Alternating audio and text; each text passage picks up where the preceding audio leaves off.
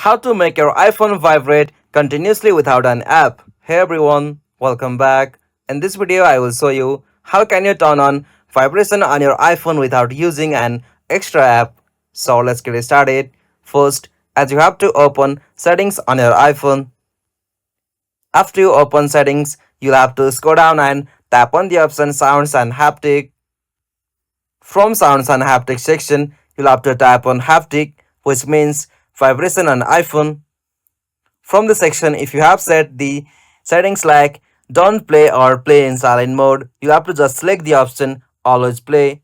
After you set it, haptic will play when your iPhone rings or receive any kind of alert on your iPhone. So your iPhone will directly vibrate when you have some calls, any kind of message or alerts on your iPhone. And that's it. This is the method you can make your iPhone vibrate without using an extra app. If you found this video helpful, please don't forget to give a like and subscribe for more iPhone tutorial like this. Thanks for watching. Have a good day.